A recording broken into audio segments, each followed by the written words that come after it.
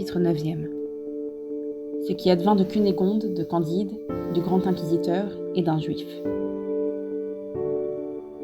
Cet Issachar était le plus colérique hébreu qu'on eût vu dans Israël depuis la captivité en Babylone.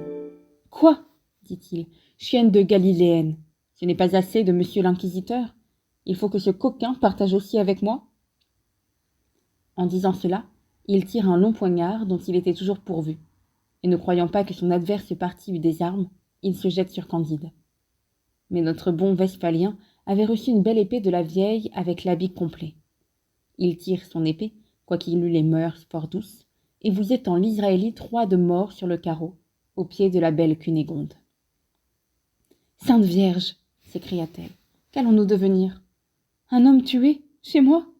Si la justice vient, nous sommes perdus. » Si Pangloss n'avait pas été pendu, dit Candide, il nous donnerait un bon conseil dans cette extrémité, car c'était un grand philosophe.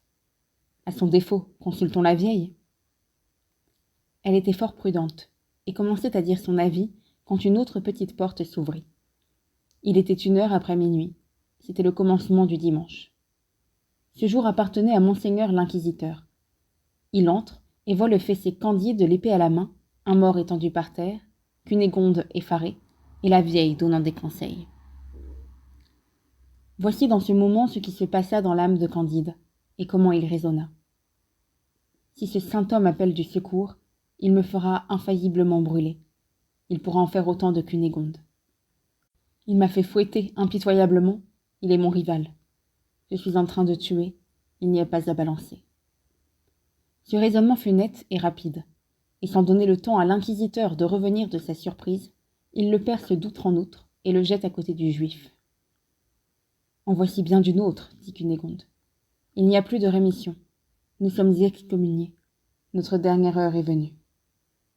Comment avez-vous fait, vous, qui êtes né si doux, pour tuer en 2 minutes un juif et un prélat? » « Ma belle demoiselle, répondit Candide, quand on est amoureux, jaloux et fouetté par l'Inquisition, on ne se connaît plus.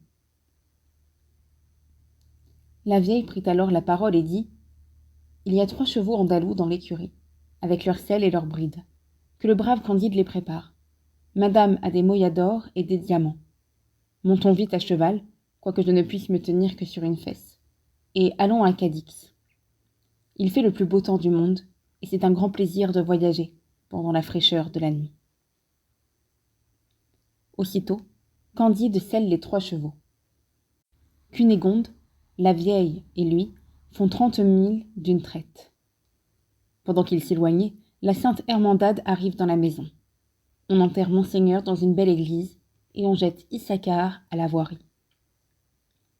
Candide, Cunégonde et la vieille étaient déjà dans la petite ville d'Avacena, au milieu des montagnes de la Sierra Morena, et ils parlaient ainsi dans un cabaret.